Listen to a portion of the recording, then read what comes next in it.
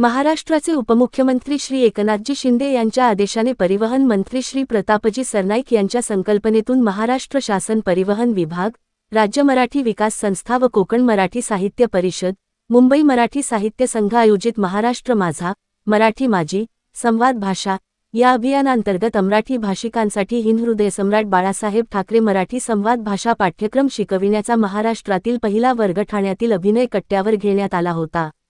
आजपर्यंत एकूण 700 rickshaw taxi चालक या केंद्रावर मराठी शिकवणी वर्गाच्या परीक्षेत उत्तीर्ण झाले।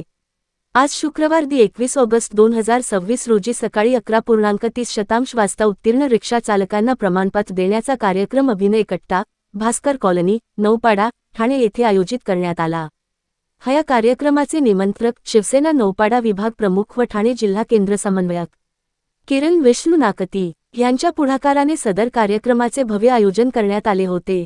सदर कार्यक्रम प्रसंगी ठाणे महानगरपालिकेच्या महापौर शर्मिला पिंपलोळकर, ठाणे स्पोर्टिंग क्लब कमिटीचे अध्यक्ष विलास जोशी, प्रादेशिक परिवहन विभागाच्या अधिकारी हेमांगिनी पाटील, माजी नगरसेवक भास्कर पाटील, शिवसेना ठाणे शहर विधानसभा समन्वयक प्रकाश पायरे, कार्यक्रमाचे निमंत्रक विभाग प्रमुख व ठाणे जिल्हा केंद्र समन्वयक किरण नाकती तसेच इतर पदाधिकारी, रिक्षा टॅक्सी चालक मालक, शिवसेनेचे सर्व पदाधिकारी, उपविभाग प्रमुख, शाखा प्रमुख, शिवसैनिक यावेळी मोठ्या संख्येने उपस्थित होते।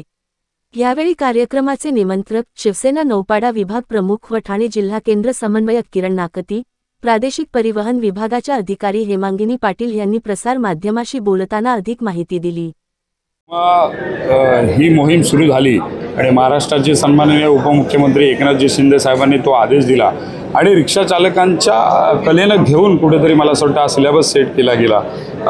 परिवहन मंत्री प्रतापजी सरनाईक साहेब यांच्या संकल्पनेतून याला सुरुवात झाली। मग कोमसापा असेल, साहित्य संघ असेल मराठी, या सगळ्यांनी येऊन मराठी भाषा विभाग असेल या सगळ्यांनी एकत्र येऊन हा विषय नक्की केला आणि मग केंद्र पहिलं सुरू कुठे करायचं हे जेव्हा चाचपणी सुरू झाली तेव्हा जेव्हा मला त्याने विचारणा केली तेव्हा पहिलं केंद्र आपण अभिनय कट्ट्यावर इथे महाराष्ट्रातलं पहिलं केंद्र सुरू झालं। त्याचा आम्हाला अभिमान त्याकरता वाटतो। मराठी एका मराठी माणसाला मराठी समोरच्याला अमराठीला शिकवणं मला असं वाटतं खूप अभिमानाची गोष्ट आहे।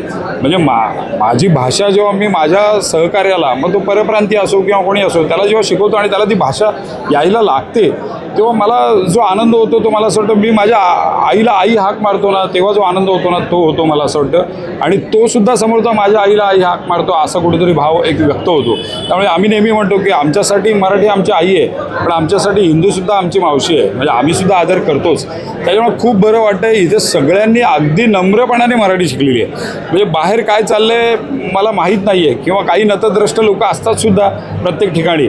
एखादा नतद्रष्ट कोणीतरी असेल काहीतरी स्टेटमेंट करत असेल पण त्याने फक्त आम्ही त्यांना तेच सांगतोय की तुम्ही नम्रपणे वागा। फक्त मराठीची 15 वाक्य शिकलेले आहात पण जेव्हा एखादं भाडं नाकारतं तर भाडं नाकारू नयेच, पण ते त्याच्या आधी माफ करा हे म्हटलंच पाहिजे। दादा, ताई, काका, बाबा, दादा हे सगळं हाक मारली पाहिजे आणि ती मला असं वाटतं ह्या केंद्रात तरी मला तो अनुभव खूप चांगला आहे। अर्थात स्वामींचा आशीर्वाद घेऊन सगळ्यांनी हे केलेलं आहे। माझ्यासोबत असले माझे सहकारी सगळे शिक्षक हे खरंच शिक्षक असल्यामुळे आणि अभिनय कट्ट्याशी कनेक्टेड असल्यामुळे ते सगळे सेवेकरीच्या भावनेतून त्यांना शिकवलेलं आहे। त्याच्यामुळे मला असं वाटतं खूप आनंदाचा क्षण आमच्यासाठी आहे। भविष्यातसुद्धा आपण सगळ्यांनी मराठी भाषेचा आदर, जसं प्रत्येक राज्यात आपल्या भाषेचा आदर होतो तर मराठी भाषेचा आदर इथे झालाच पाहिजे। भावना म्हणजे अतिशय आनंद होतोय। ज्या 105 दिवसाचा कार्यक्रम होता त्याचे सांगता झाली साधारणतः 15 ऑगस्टच्या दिवशी आणि 16 ऑगस्टपासून ते लागू झालं सर्वांना आम्हाला कारवाई करण्याचे निर्देश। पण 15 ऑगस्टपर्यंत ह्या लोकांनी अतिशय प्रामाणिकपणे शिकवण घेतली आपलं साहित्य संघाच्या लोकांकडून आणि सर्वात प्रथम जो वर्ग होता तो स्वामी समर्थ अभिनय कट्टा ह्या ठिकाणी घेण्यात आला आणि महाराष्ट्रातलं मला असं वाटतं की पहिलं केंद्र जे शिकवायचं असेल मराठी भाषेचं ते ह्या ठिकाणी सुरू झालेलं होतं। त्यामुळे आज त्या दिवशी मी आली त्या दिवशी केवळ 7-8 लोक होते पण आज हे जवळजवळ 700च्या वर लोक दिसत आहे। हा जो काही सगळं बघितलं असता तर अतिशय आनंद होत आहे। लोकांनी ज्या पद्धतीने प्रतिसाद दिला ह्या अभियानाला तो बघून खूप आनंद झाला। साधारणतः काल माझे 4 वायुवेग पथक कार्यरत होते आणि 450 वाहनं आम्ही चेक केली. त्यापैकी 36 जी वाहनांतले चालक होते त्यांना हिंदी भाषा येत होती, मराठी भाषा व्यवस्थित येत नव्हती. तर अशांना आपण जागीच नोटीस देखील दिलेल्या आहे.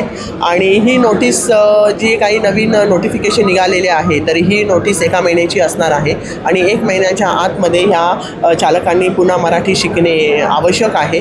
आणि शिकून पण आमच्या ऑफिसमध्ये यायचं, त्यामध्ये आमचे इन्स्पेक्टर त्याची टेस्ट घेतील आणि टेस्टमध्ये पास झाल्यानंतर त्यांचं जे पुढील कायदेशीर कारवाई होणार होती ती रद्द होईल.